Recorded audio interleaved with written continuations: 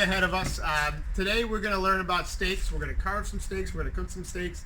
We're even going to make 4 different toppers that go on top of the steaks. But, you know, to have a great steak, you got to have a great butcher. And I want to introduce Ray from Jeppson's Fresh Meats, he provides me all my pork and all my beef that I get for the meals I prepare. So, Ray, how you doing, man? Good, man. Thanks for going. Thanks for inviting me.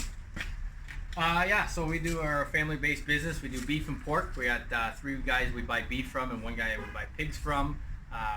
We have a guy that slaughters them, and I do all the cutting from there. Father still helps me a little bit, and yeah, we're down the Hamels Farm Market. If you're ever interested in some local meat, cut you whatever you want. Come see me, and yeah. Great thing about the market too. Great thing about the market across from it, the parking across from it, you do get free parking. You get it stamped, so there is no paying for parking as long as you use the garage across on York. You guys are closed what, Wednesday and Sunday? Sunday, Monday, Wednesday. Sunday, Monday, Wednesday. Yeah, right. So we're open Tuesday, Thursday, Friday, Saturday. And what time do you open in the morning? We're open through the week 8 till 5, Yeah. and Saturday is 7 to 5. Awesome, man. Best meat I've had. Go down and see Ray. Fantastic guy, and the quality of the food's incredible. So Awesome. Okay, action, go. Ray, what is this thing? So this is called your sirloin top butt. So this is where your hip would start, and this is where your loin would start. You kind of see how it's shaped like a T-bone, right? You have your fillet and your loin. That's your back muscle that comes out here. So this piece is located right here. So as the loin comes down, the muscle widens as it gets in the hip. So we have a piece of fillet and then your sirloin we're going to bone out.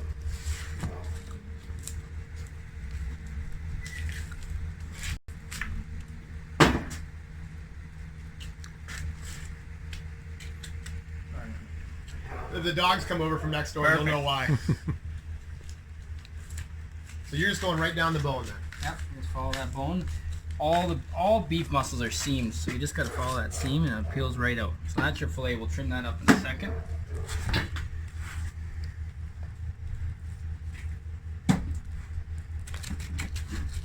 So all the extra stuff can you use for like stewing beef and everything else? Stewing beef, ground beef, once you've seen that all out Yeah. and stuff like that. Take the good fat's good to grind, but you gotta take the membrane and stuff like that, all the hard stuff out, so you don't have chewy ground beef.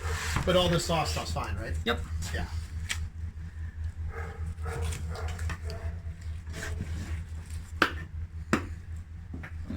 I'll take the excess meat off there and cut that for soup bones.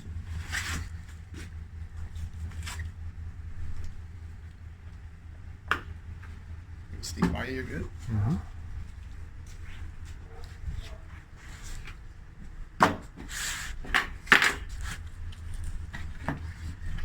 Kids, don't try this at home. Yes. It's a trained professional.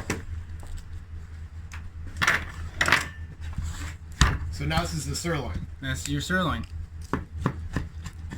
Usually that first one's got a little too much grizzle in it, so I like to just cut that out. And then we'll cook this boy up. So you said too much grizzle. What are you looking for? Right in here, because it's up in here, Yeah. right? So Oh, I it just can makes see it it there. chewy stuff, right? Yeah. Sirloin has it. It has it all the way through, but that's the first piece because it goes into your hip. Yeah. So you all have those hip flexors in there. So it's got some. So you don't want to use that piece. Got it. Right, it gets chewy, right? Yeah. So that first piece, I don't like to sell it. So Got it. I just trim it out and use the meat out of it, throw the cartilage in the garbage. But like I said, it does run through, but it's just that one piece, so the rest of it's all good. There we go. That's 1 serving size. Yeah. Well, for us. This was a tenderloin, right? Right. Okay. Beef tenderloin, people will call it filet mignon, marketing name, right? Same thing. So this comes off. Obviously the piece is longer, but when I broke the beef down, I broke your top butt, and then that piece I talked earlier would be your T-bone. So that filet's still in the T-bone. So this is, the tenderloin has lots of membrane, tougher membranes, so we're gonna just... They're kind of like the silver skin. Is that what they call silver it? skin. Silver skin, Yep, right? yep, another name for it. We're just gonna peel that away.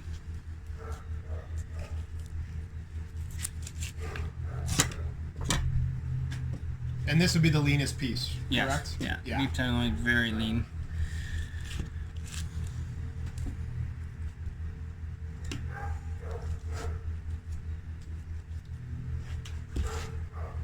Is this little part here the petite fillet they talk about? This is what you call your butt end of your fillet. Yeah. Probably the petite would be the tail end. Oh, which the is tail other end, okay. It's probably smaller.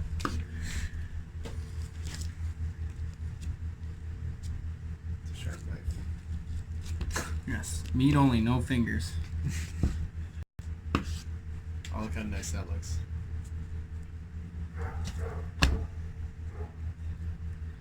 And the sinew goes through the main muscle that goes up, so we gotta kind of carve around that butt and that muscle. Very hard stuff. Just get a little bit of trim.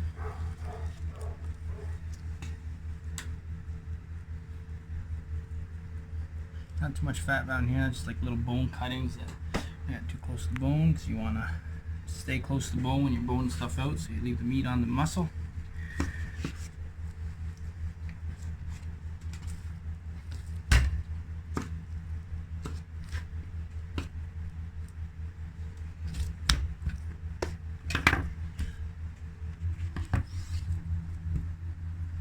That's a good looking fillet. Piece off there.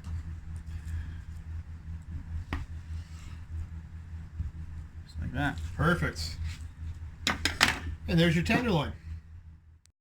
Don't necessarily have to use it, but we'll just. Yeah. They said this is a skirt then, right? Yeah, this Right is a there. skirt. And where is that Right. from? So this is from your belly. Yeah. So, where are we here? So, top butt I just cut off Yeah. would come right off here. Okay. So that whole muscle is sitting right on there. Got it. Like that. So your T-bone's here. Yep. Okay, this comes off your T-bone. And then that little piece I had here is right off there. So your skirt actually starts in there. When I'm breaking that beef down, before I break that top butt off the short loin, this is what you call your short line of your T-bone, I peel that skirt back so then I can straight cut like that. So it all stays in one piece. So, take this fat off. And you got to start up top here to take the membrane off.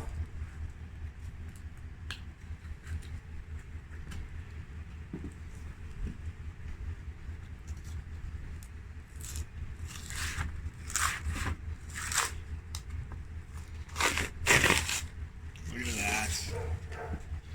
That is very tough stuff. You gotta take that off or you'll never enjoy your steak.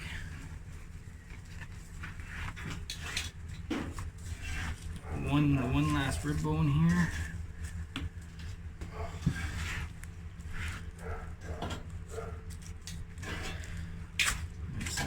Everything is seamed out, membrane.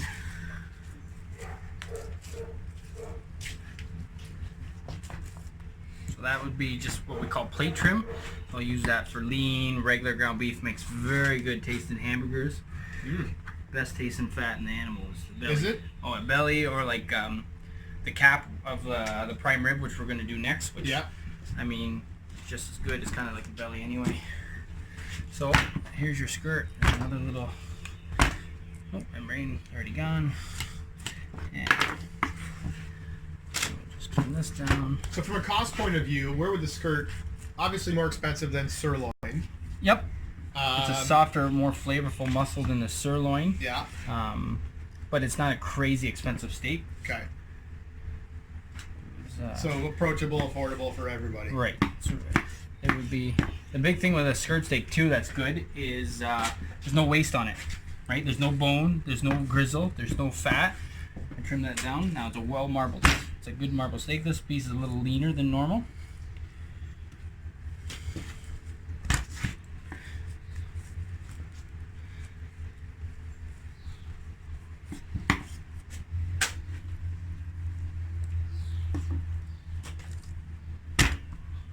And with this one, very important with the grain going a certain way that you're cutting against it too. Right. Right? You cut with it, it's going to be a tough, Right. tough piece of meat. Like every muscle, you want it against the grain, but Yeah. especially skirt, flank, where it's that more. I don't know if you can solid see of the a grain going across there on the camera, Matt. Yeah. You'll see it when I turn this over a lot better. See Yeah. that grain going that way? So you always want to slice skirt this way. Eats way better. Just falls apart. Yeah. Yeah. Very tender. Barbecue that up. Oh, that's beautiful. Yeah, we're going. Cool. All right, Ray, last cut. Perfect. What do we got? We got a whole prime rib here. We're gonna bone out for rib eyes. So I previously with my bandsaw chine that top bone off. So we're gonna take what you call the feather bones off here first. just technically in layman's terms the vertebrae.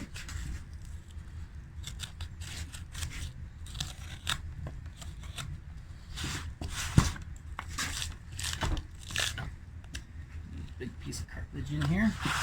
Jay, I told Ray when the dogs are over here, from now on, it's all the scraps that are hitting the ground. And then we have another piece of membrane.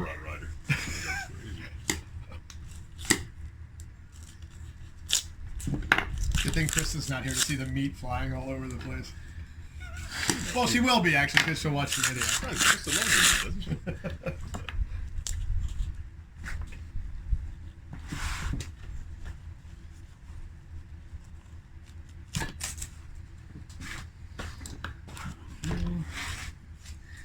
Get a little piece because so, like I said earlier, you had your T-bone. Yeah. This is where it started off as that fillet that runs on the inside of the bone, tapers off. So it stop here, prime rib, and then your chuck would be here. So you got a little piece of your blade bone right there. Would the porterhouse be a T-bone? Porterhouse, yeah, bigger porterhouse. pieces of, Porterhouse is just your big end of your T-bone. Yeah. That's all it is. Yeah. There is an extra muscle actually that starts, so you have about 4 or 5 inches of it that leads into the top butt. I'm gonna take this cap off. Sorry, I wasn't sure if I'm allowed to ask questions. You're allowed to ask whatever you want. Yeah. It's open forum. This is a very casual video. Jay, you're not allowed to talk. I don't know what. Jay, I invited you to just eat and drink. That's it. This guy just walked off the street here. No idea who this guy is that joined us. Scent beer. So this is what you call a capless prime rib. The cap's off. So how to make rib eyes? Just go on there, and then we're gonna separate the ribs. So these are your beef back ribs. Oh yes. Now, is the cap what they make burnt ends out of? The cap part of it? The burnt When ends. if you're smoking, the burnt ends ever gone to like smoke when they're doing burnt ends? Probably could. Yeah. Yeah, you could smoke that. Like, technically, that muscle there is a piece of your brisket. Oh yeah, yeah. That yeah. bottom piece, because it runs your brisket is your pectoral, so as it runs down, has that little bit of that cat muscle. So there's your beef back You got ribs. big briskets, man. And then Eating a lot lately. Video's gone downhill. there's your ribeye. Nice. Just like that. Beautiful. We are rolling. All right. So, you guys just saw Ray go through, talk about the skirt steak. And I thought the perfect combination with a skirt steak would be just a fresh chimichurri sauce. So, Matt, can you zoom in here? And really, there's many versions and recipes for a chimichurri. I'm just going with fresh cilantro, fresh parsley, red chili peppers, shallots, garlic, extra virgin olive oil, and a little bit of vinegar. And I'm going to show you how easy it is right now. We're just going to throw it all into a blender.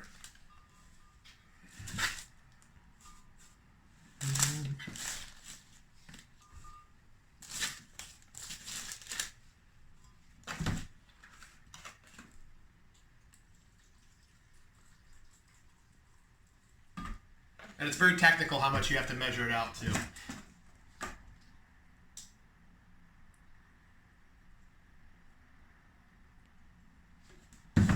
And you can always add more olive oil. I'm just getting a little bit in there to get it started. So with a grilled filet, I can think of nothing better than a good béarnaise sauce and asparagus, which we're going to get on the grill later. But let me go through a béarnaise sauce with you. Very easy to make. I know a lot of people get scared with it. You can use a double boiler, meaning you put a pan with water and you put a bowl on top of it. I'm just using the pan. I'm very careful with it. But the key is you've got to always stir it. And you can see it's starting to get thicker here. And now what I have in here is I have 4 egg yolks, Dijon mustard, white wine, vinegar, lemon juice, salt, and pepper. Okay? So now I'm just getting it on the heat while I'm mixing it to start to thicken it up.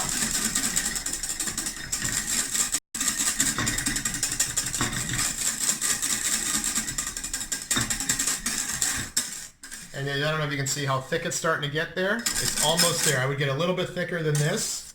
It's still running off a little bit too much, and we're almost there. So someone asked me once, why do I use whole butter and I don't clarify the butter? If you didn't know, butter's made up of about 25% water. So if you use just a butter stick, it can come out a little bit thinner if you're not careful. So by clarifying the butter, you can scrape off the milk solids and the water will go to the bottom. You can just use the pure butter, which makes a thicker and creamier sauce if you didn't know that. I usually don't take the time to do it. I just simply do it with the whole butter. Okay, so now that I've got the right consistency, I'm just going to add a little bit of room temperature butter, a little bit at a time. And I'm going to whisk it in. A little bit of a time, let it incorporate. I don't want a big change in temperature as I'm doing this. I'm going to just lower the heat down and actually turn it off as I'm doing this.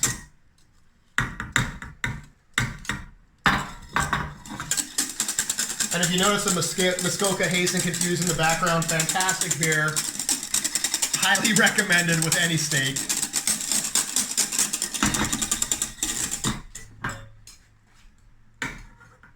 And then I'm going to put the rest in.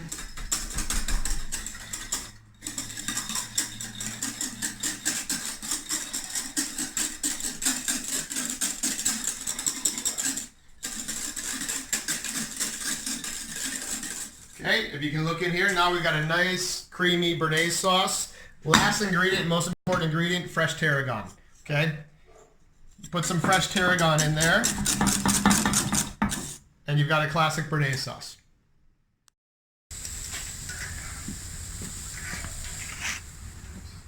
All right, skirt meat done. We're gonna let it rest for a little bit. The temperature is probably at about 550, 600 degrees. It's your typical Weber. It's good heat there. Bro. Yeah. Good heat. And we're just going to let that rest. Always let your steaks rest for a while. We're rolling. So for the sirloin, we're going to go with a peppercorn sirloin with the brandy peppercorn sauce. So instead of just, what I did here was I took some coarse black pepper. You could always just put pepper on your steak, but I toasted it off, put some of the brandy in it and let it reduce. And then you've got the brandy infused peppercorn, which I'm just going to rub the steak with a little bit. And instead of grill, we're going to sear that on a cast iron skillet just to lock in all that flavor.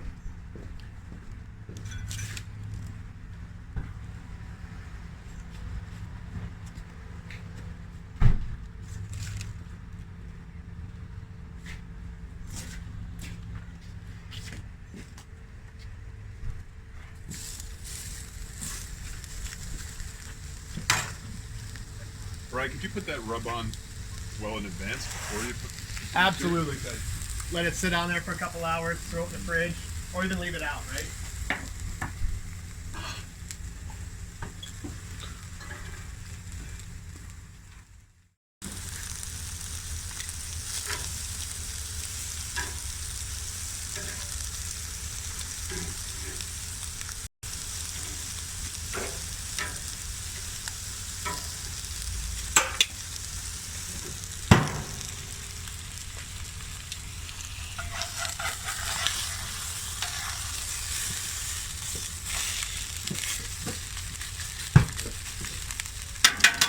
What do you want after?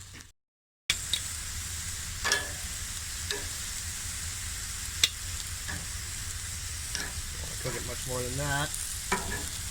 Let these rest. Those can stay on another minute. I don't want to lose these.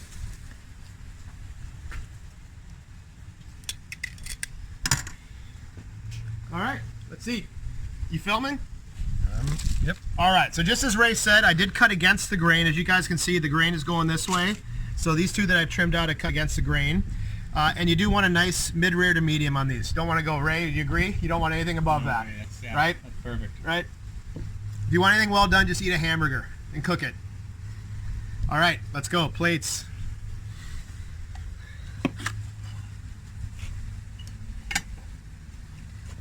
And with this one,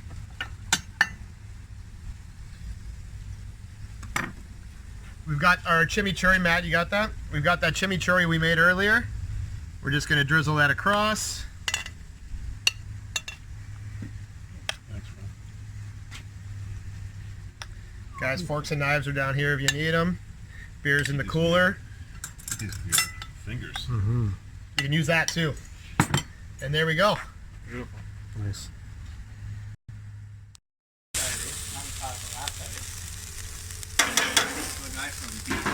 Ottawa. All right, now that the ribeyes are resting, we can quickly throw together an awesome topper for them. So I've got some shrimp marinated in chilies, lime juice, lime zest, oil, and a little bit of fresh shallot. We're just going to sear those off.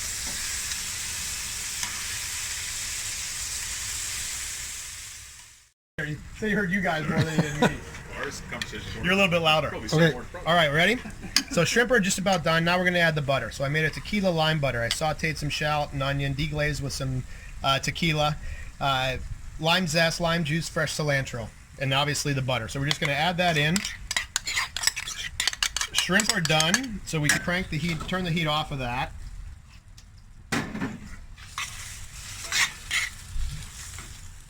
And we're just going to let that melt right in there. Ray, you want to, or someone want to portion up some ribeyes over there? Yeah. On the plates?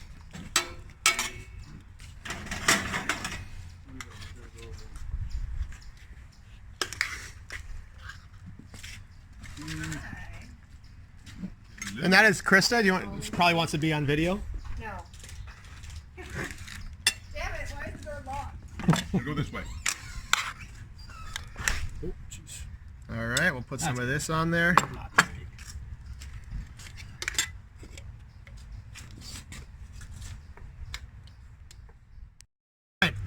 So obviously now we're on to the tenderloin, medium rare. Okay, don't cook it any more than that. Rare to medium rare, that's it, or you're gonna ruin the steak. Good judge. People always ask temperatures. How do you know what your steaks are done? I never use a thermometer. Okay, I use this part of my hand. Rare. Put these two fingers together. Mid rare, medium, mid well, well. You can feel how hard it is. Okay, that's how you can tell your steaks. Rare, mid rare, medium, mid well, well. And just mess around with it. If you mess it up, cook another one. Oh, you didn't get asparagus. Okay, so you've already done this. You've already put this together. It's nice. Yeah. All right, so this is the béarnaise sauce we made earlier, holding up nice for us, right? We'll go right over the top, a little bit on the asparagus too. All I'm right, already yeah. starting to eat. Yeah, you can wait, Jay. I can't. No, You didn't power. get steak. Did you? Nope. He's got to start can before I go. All right, there we go. Let's see what this one tastes like. What's the, oh, you need it. How's tarragon in there? I got a lot of tarragon. Yeah. That's good. We're gonna watch the video, but is the béarnaise like is a foolproof one? It's pretty simple. It's not gonna. You could do it. You could do it easily. Yeah. Oh, you could, no. It's not foolproof? Yeah, it is so foolproof, Jay could do I it. can do it. Good. All right. We got the sirloin, the peppered sirloin with some peppercorn sauce. We got all ready to boil. So I've got some shallot that's sauteing in a little bit of butter. I crushed up just in a Ziploc bag some peppercorns. I just use a meat mallet and crushed them up. We're gonna add those.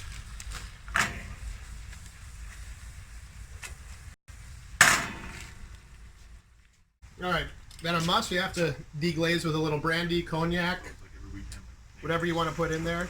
Oh yeah. Okay, that's had a chance to cook off a little bit. Then we're gonna just add a little bit of heavy cream.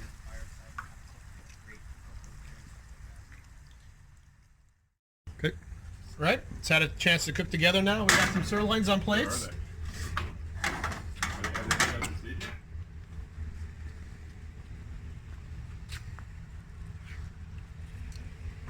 I need a spoon. You ready to say Spatula? How's your plate over here, Jay? Is this it here? Yeah. I need this one still. How'd it turn out? Oh yeah. It's like when you cut a sirloin with a fork. Yeah, it turned out good. Not over the top either. You get that brandy flavor in there. That's really nice. Little bit of the Yeah, brandy creamy afterwards? brandy. Mm-hmm. Yeah, that's And then a really little bit of good. the peppercorn afterwards. Mm-hmm. Well, I hope everybody enjoyed that video. Make sure to get down to the market. Go see Ray and Jepson's. It's going to be the best meat around. And for the toppers, all the recipes can be found at FreshLocalKitchen.com. Click on the page that says recipes, and I encourage you to try them at home.